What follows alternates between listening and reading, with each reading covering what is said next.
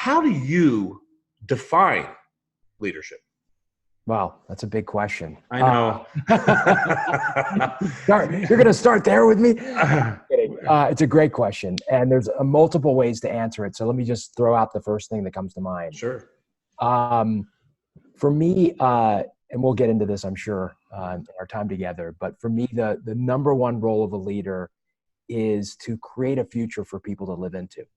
I love that. What a great answer. I love that. I've never heard. So, there's like a million, right, definitions of leadership.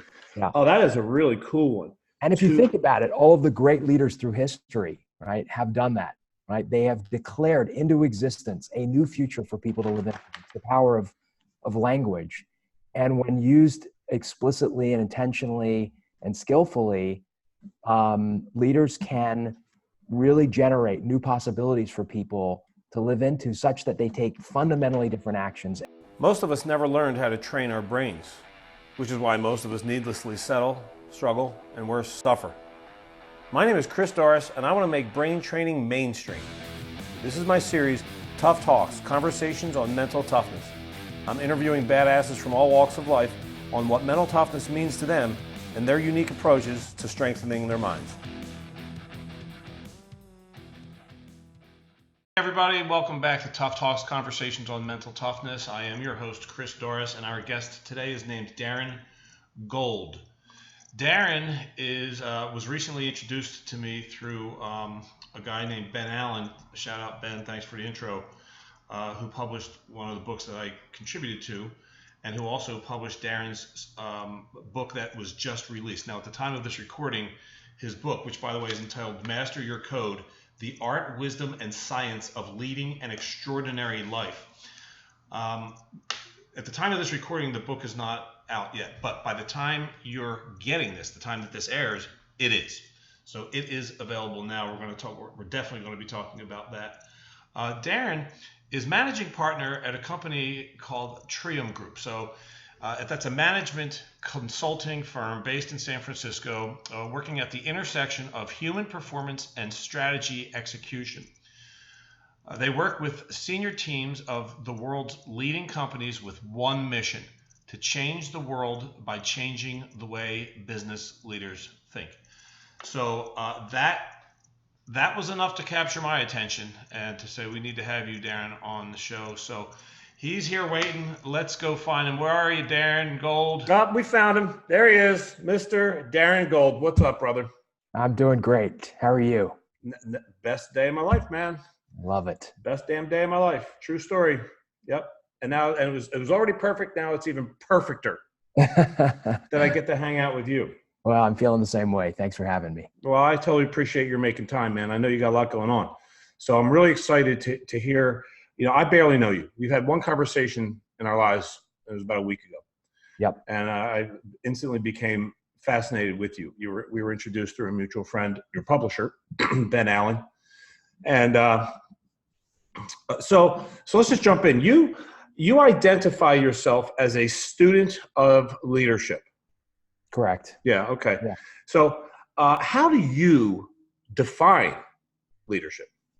Wow, that's a big question. I know.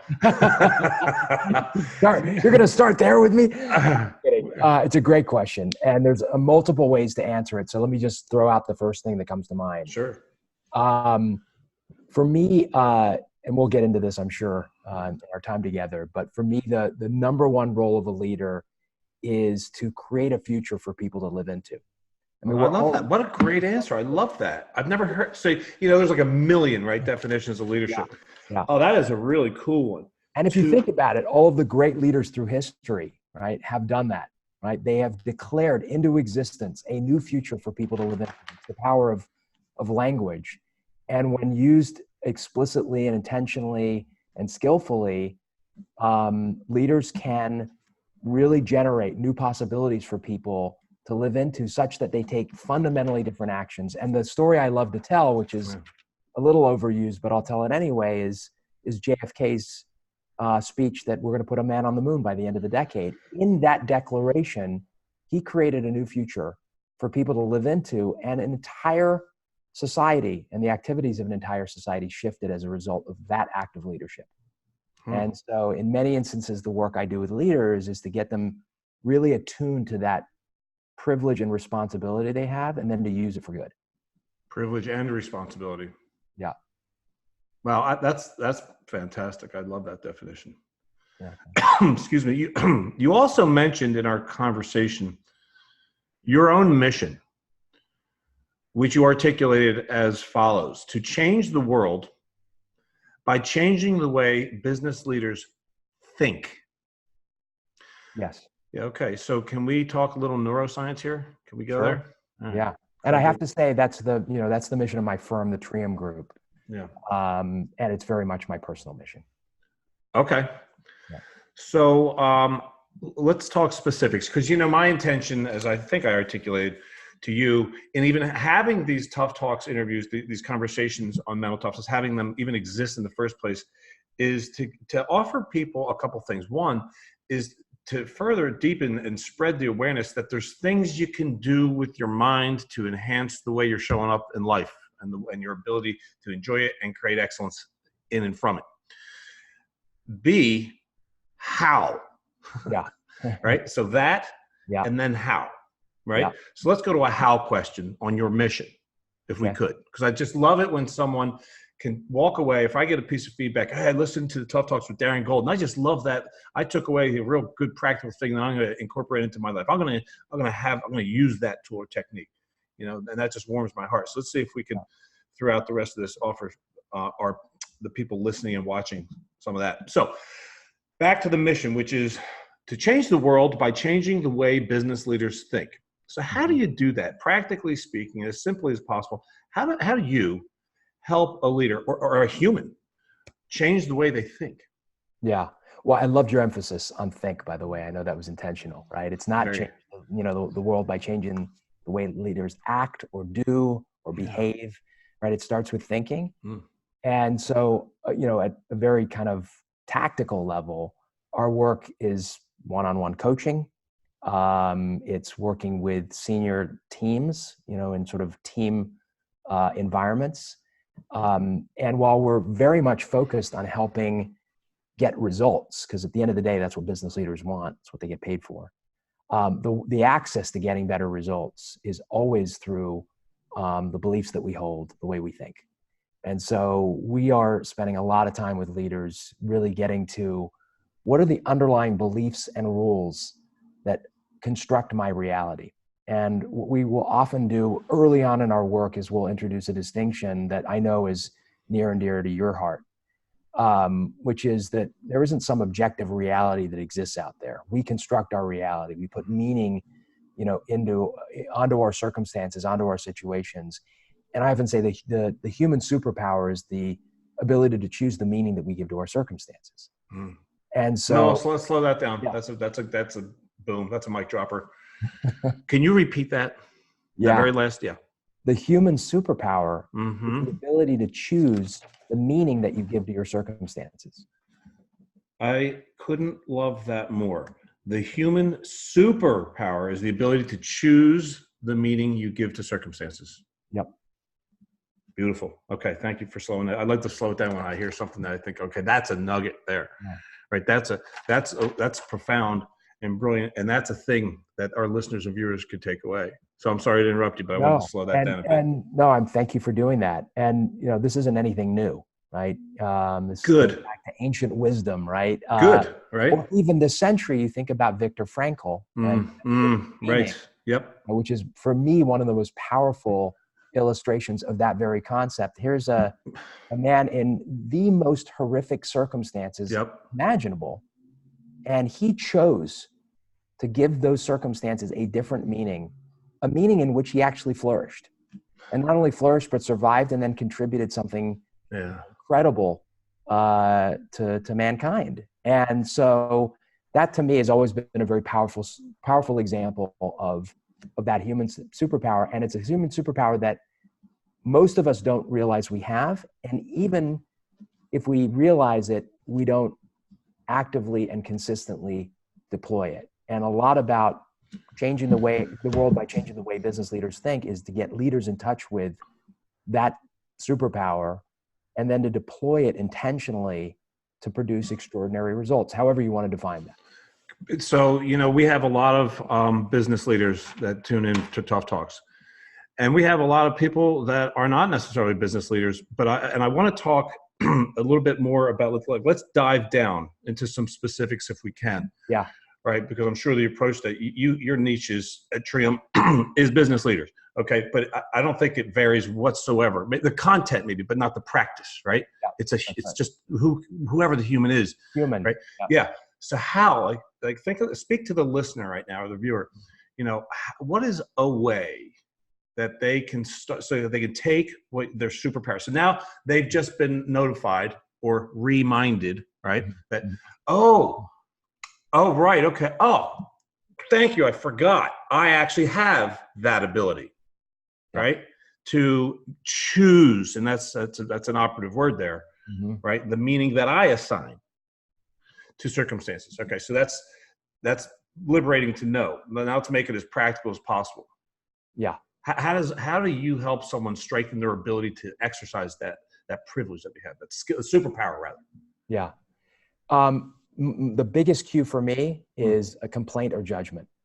So if I'll always ask, what's your biggest complaint, or what's the biggest obstacle that's getting in the way of you doing this, or, who's pissing you off the most, whatever it is.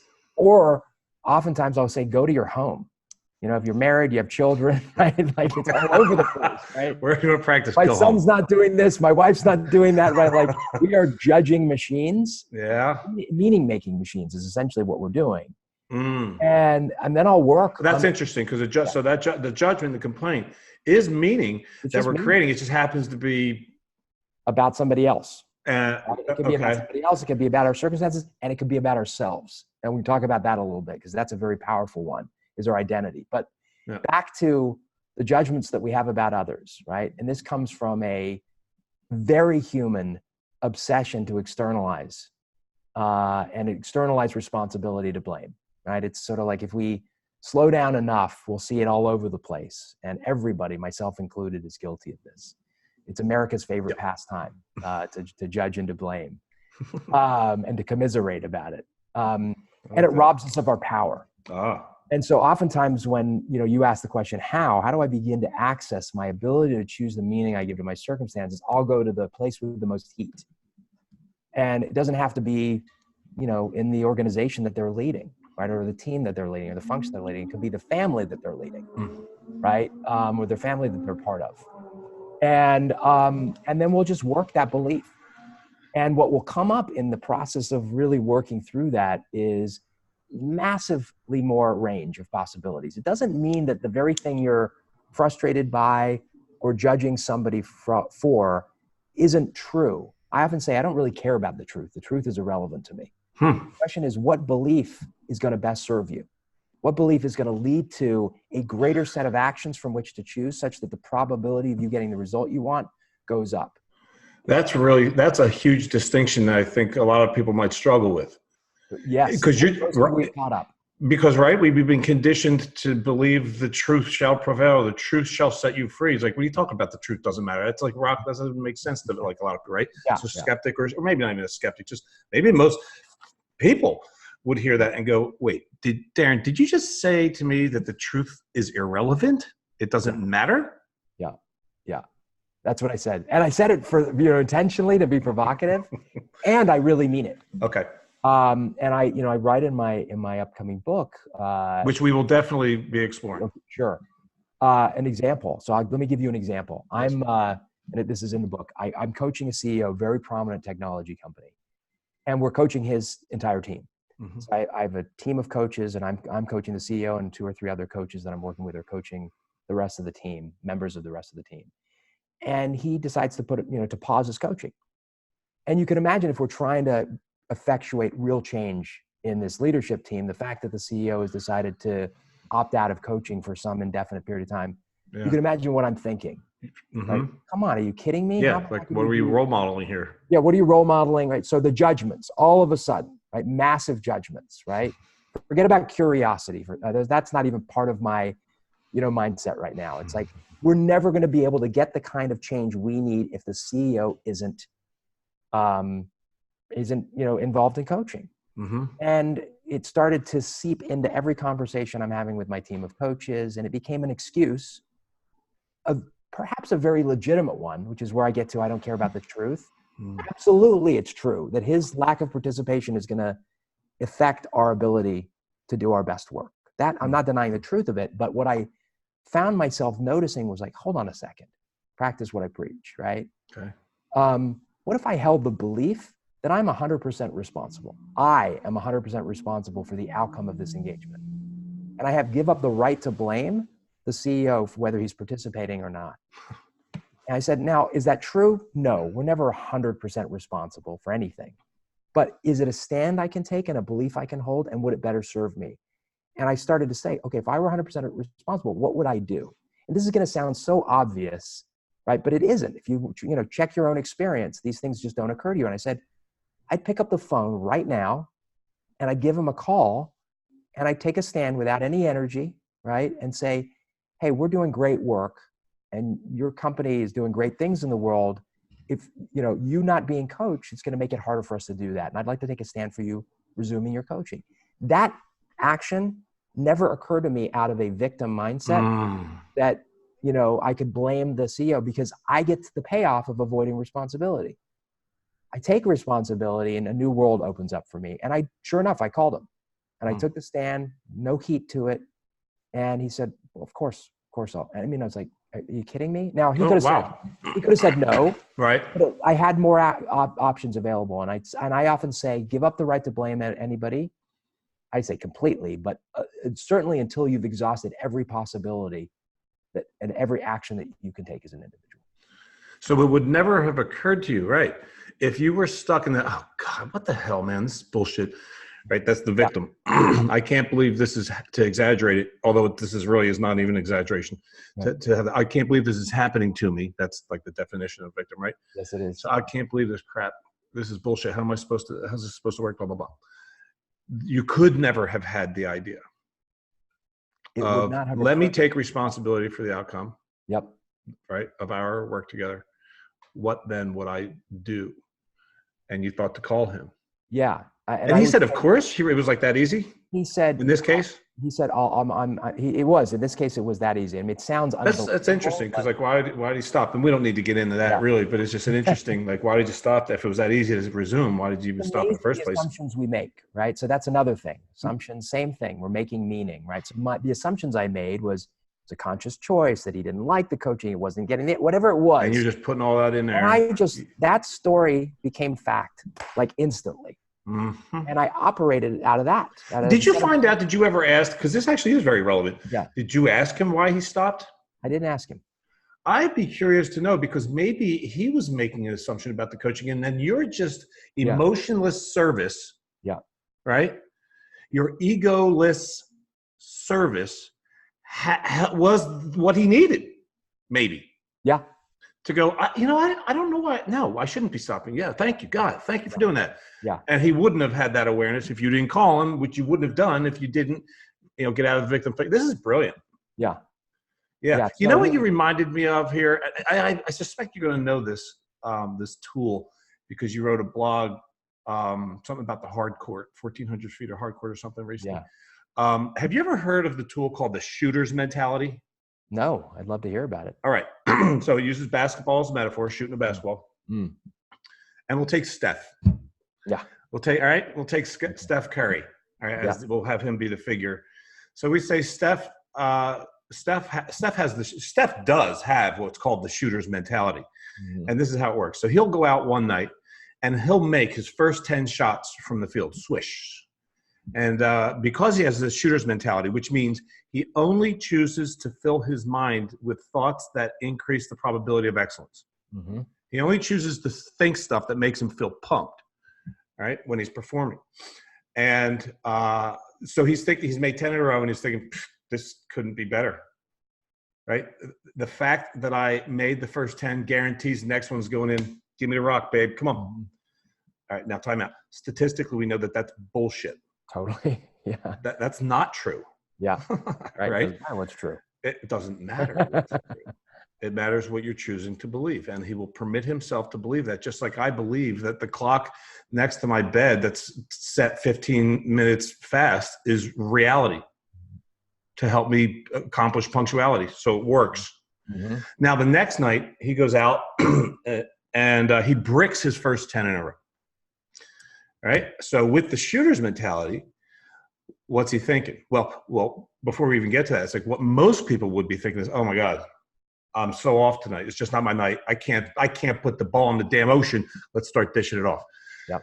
That's not what he's thinking with the shooter's mentality. What he's thinking with the shooter's mentality is the same damn thing he was thinking the night before, which is, this is perfect. The fact that I missed the first 10 guarantees the next one's going in. Give me the damn rock. Got him out of my system. Yeah. Well, I cannot. It's not physically possible. So then you'd ask, well, hold on a second. So what were you thinking after the first one that you missed? And he goes, I was thinking that it's impossible. I don't miss 2 in a row. So give me the ball. But then you did. I know. Yeah. And like the linear thinker is going, okay, this doesn't, you're crazy. Yeah. And you're like, well, if crazy in this context is defined by I'm not abiding by how I've learned to think logically and linear in all cases. And instead, if crazy means I'm thinking in ways that serve me and my excellence, then I'm nuts. Well, and that's a perfect example of you have a choice about the meaning you give to your circumstances. And, you could easily give meaning to, missing 10 in a row. This is going to be a bad night for me. Or say, you know what? Thank God I got that out of my system. Yeah. Right. So that I can be extraordinary like I always am. Those are two very legitimate. Both of those are equally legitimate. Right. You could argue that, one or the other, like they're, so it's the choice. And life shows up as a series of choices about the meaning we're going to give. And the more skillful and masterful we are about seeing those as choices, and then give meanings that are empowering, not delusional, but empowering, the more extraordinary you are. I am actually a fan of powerful delusion, self-delusion. I am deluding myself with my alarm clock. Mm-hmm. That's delusional. Skillful delusion. Right. Yeah. It's skillful, intentional delusion. I am fooling myself into believing. So I can work with golfers, right? If somebody double bogeys the first hole, most people are going, Jesus, is this how it's going today? Is that what we got? Right. Right? But the mentally tough person the player who is choosing how to story their circumstance, choosing the meaning that they give, they'll walk to the second tee box and go, thank God for that. That's the best damn thing could have happened, right? Mm-hmm. Because that guarantees I'm going on a birdie tear. I mean, if you look at my history, whenever I double the first, I always have my career rounds. And that can be total delusion. Right. But if it serves you, it's useful. Now, going back to the Steph Curry example, but just to say this, to finish really the story, it's like that. So the shooter's mentality is a tool to elevate your state, right? To choose your meaning of the circumstance in order to maximize the probability of excellent performance, right? And after the game's over, the delusion is over. It's like, whoa, 10 in a row? Like talking to himself, really? And stay in the gym for 3 hours working on his jet. Mm-hmm. So it is schizophrenic. It's like in the moment, right? Yeah. It's like, so I love that. Yep. Well, and I would say it's paradoxical. And there's power in paradox. One of the things that the biggest complaint that we hear from leaders, that I hear from leaders, is like, how do I make sense of this just crazy complex world? And it's getting increasingly complex and volatile. Mm-hmm. And it's the ability to hold paradox. Did you say hold it? Hold it, okay. Right? And be able to have two competing thoughts at the same time. That was F. Scott Fitzgerald's, the test of a first-rate intelligence is the ability to hold two competing thoughts at the same time. Or look at Jim Collins, so many people that have studied business have come back to the same notion of ancient wisdom, which is yin and yang, right? And the more you can say, what you just said, which is I can hold that I'm not going to miss. And right after the game is like, if I don't work on my game, I'm going to, it's like, that's a paradox. Yep. But the integration of those two is what produces, extraordinary results. So I don't have to be linear or logical or accurate or truthful with my thinking. No. Yeah. I just need to choose the stories or the meaning, right? That's going to serve me or serve us. Yeah. So Right. whatever cause it is that I'm, Yeah. and I might even just to get a little bit more nuance and say, yeah, be truthful and then be delusional. That's the paradox. Yeah. Yeah. You And, know, that's a paradigm shift. yeah, it's a big paradigm shift. You wrote another blog post recently in July 19th is when it published this year, and which is 2019. And it was entitled Mastering the Game of Life. And you mentioned 3 general ways that people live. Yeah. Can we go there? And I think that might be a cool segue into your book. Sure. Yep. Okay. So what are those 3 ways that Well, people live? this will get a little, rein me back in if I get a little too philosophical. Roger that. Because this is probably one of my more philosophical pieces. I just felt inspired to write it. Okay, cool. But it's basically the notion, and I think it's related to this idea of, we construct our own reality, right? So you've got, the vast majority of people go through life playing the game of life, but not really aware they're playing the game. Okay. And there's nothing wrong with that at all. And for most of my life, that was the way I sort of went through life. Unaware, like, the fish swimming in water, what the hell's water? Unaware that they were actually swimming in water. And this is the type of people we call really well-adjusted people, right? Like 99% of human population. I'm always interested in the 1%, right? And not to say that extraordinary things can't or don't get accomplished by people that are think that way, right? That's their worldview. Lots happens. There's 2 other kinds of people. One which sort of figure out, and this is where it gets a little bit philosophical, that like, this is all meaningless. This whole thing. We're here. I have no idea where we came from. And then at some point I'm going to die and people are going to forget about me. Right. This is the existential angst, right? Yeah, that we refer to. And there's a second group of people that can't tolerate the awareness of that.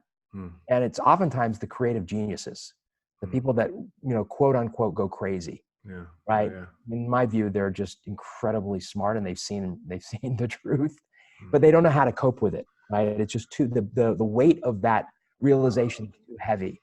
Yeah. And oftentimes it's depression and suicide and so forth. Yeah. And then I said, there's this third group of people. And it's the people that realize life's empty and meaningless. And I steal this from the kind of Werner Erhard. But then they realize that it's empty and meaningless, Because here we go again, applying meaning to the realization. Oh my God, it's empty and meaningless. That's terrible. Wait a second. No, we've just applied meaning to that. It means that right. The terrible, like we that can create is whatever terrible. we want. Out of empty and meaningless, there's a blank sheet of paper. And those are the people that I think truly master the game of life and see life as inherently meaningless, but a blank sheet of paper on which to create whatever life you want. And so that was my little bit more philosophical piece that didn't get as read as much as some of the other more catchy things. Really? It's the one that caught my attention first. Glad. But I enjoyed it. But now you're a great writer. You've got some great posts up there. So I'd strongly encourage the listeners when we get to your website and all that to check out your writing and they're brief too, which I love. It's like powerful and concise. Let's talk about your book. Great. Okay. So the book is entitled Master Your Code. Subtitle: The Art, Wisdom, and Science of Leading an Extraordinary Life. So let's talk about a couple things. One, why did you write it? And what are some of what is it that you want people to get out of it? Or maybe that's the same answer or same question rather. Yeah. Okay. I wrote it because, I went on a quest to really try to figure it all out. Now that sounds a little bit bold and arrogant maybe, but it was more of kind of a quest of like, how do humans behave? And what does it mean to be a human being? And I went on to this really deep, long quest to like do a bunch of experiences and read prolifically. And don't get me wrong, I do not have the answer to that question. But in the process of doing that, I built up a body of knowledge and wisdom. And then one of my innate strengths is ability to synthesize lots of disparate information. And I was at a leadership retreat 2 years ago, almost 2 years ago to the day. It was September of 2017. And we were asked to come up with a commitment, something meaningful that, would really get you excited. I was like, what sort of commitment? And I kept coming back to writing a book. And I was like, and I pushed it away. And then it kept coming back and I pushed it away. And then finally, like halfway through the first day, I was like, you know what? That's the thing that keeps gnawing at me. And I began to notice, and we'll talk about this in a little bit probably, like what was getting in the way of me writing a book? And there were all these limiting beliefs, right? I'm not, I don't know enough. Nothing I'll write will be original. I just need more time, right? There were all these things. I'm not an author. Now, somebody who doesn't identify has a belief that I'm not an author will talk a lot about writing a book, but will never write a book. Yeah. So part of what I wanted, the reason I wanted to write this book is I put aside the false humility and said, I've got a gift. And I've got an important message to tell. An important message to synthesize a lot of information that already exists out there, to put my own unique slant on it. And then most importantly, great books have shaped and changed my life. And I wanted to be able to do that for others. That's so cool. And so the product of the writing has really been hopefully my gift to people that are ready to receive that. So that's okay. So there's the why.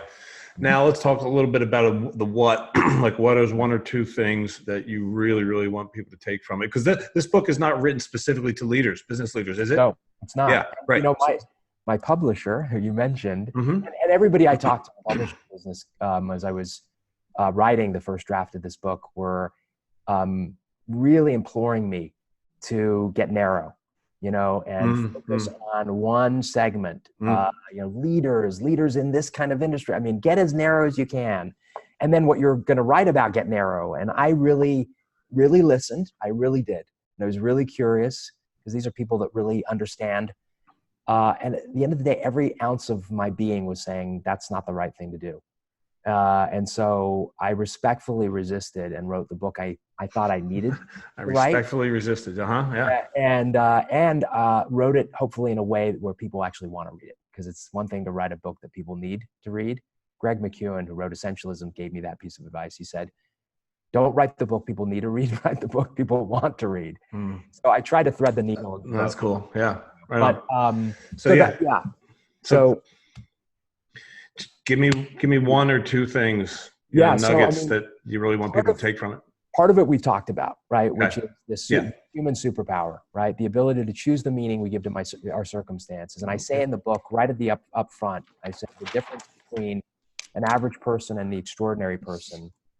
The average person, and I mean that without, it being disparaging in any way, because we all want extraordinary results. The average person is somebody who is run by a subconscious set of rules, beliefs, and values that are meant to protect, not serve that person. And so the basic premise of the book is that we, over time, aggregate beliefs and values and rules, and they form essentially a program that runs us. Yeah. And I even say in the introduction, I said, I realized I was a 40-year-old man being run by a program written by a 7-year-old boy. And I said, the extraordinary person authors his or her code, which is a set of intentionally constructed beliefs, values, and rules that are designed to produce extraordinary results. And the book is about essentially giving people a bit of a guidebook around how to do that, and where to begin, and how to limit it to something that's manageable. And so there are 10 chapters that correspond to essentially 10 lines of code. Oh, neat. And that's the kind of construct to make it accessible and manageable without compromising on substance. I go pretty deep and trust the reader and respect the reader enough to really dig into the things that I have to offer. Well, I'll tell you, I can't wait to get it and read it. It's not out yet. At the time of this recording, it comes out on October 22nd, 2019. Yes? Correct. Yeah. So what we'll do is we will decide, and maybe we can have our team have this air on that day. If not, whenever you're listening to this, the book is available, or will be in 2 days, or it is today, or it has been since October 22nd, 2019. Yeah. Yeah. And where do you want people to go to get it? It'll be available on Amazon, audiobook, hardcover, paperback, and the Kindle version. Okay. And then I have a website, darrenjgold.com, that gives more information and more resources. So those are really two useful places. DarrenJGold.com. And that's the place where you would direct people to connect with you? Yes, connect with me, my well. writings. You can sign up to be on a mailing list.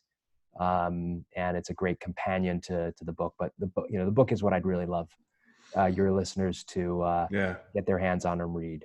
Right on. Well, I strongly encourage that. You're brilliant, and I cannot wait to check it out myself. I know I've already learned from just reading your blogs and from this conversation today, and we're in virtually the same industry. So thank you for your brilliance. Thank you for your time. Thank you for sharing it with the Tough Talks audience, and I appreciate you, man. It's a pleasure. And I appreciate you and all the great stuff you're doing. Thanks for having me. Thank you, Darren. That dude is really smart. I don't know if you're watching the video version of this, you probably noticed that I barely made any eye contact with the guy. I was too busy taking notes. I got like 3 pages of notes over here. Here are some of the big takeaways that I love. So his definition of leadership is amazing. To create a new future for people to live into. That's pretty spectacular. The human superpower is the ability to choose the meaning we give to circumstances. And he mentioned the Viktor Frankl's book, Man's Search for Meaning. He referenced it real quick, but I wanted to re-articulate that. It's one of the most powerful books I've ever read. I read it in college, and I reference it constantly in my coaching and my work. Man's Search for Meaning by Viktor Frankl, survivor of Nazi concentration camps. And also the Werner Erhard reference at the end was pretty powerful, which is it's empty and meaningless that life is empty and meaningless.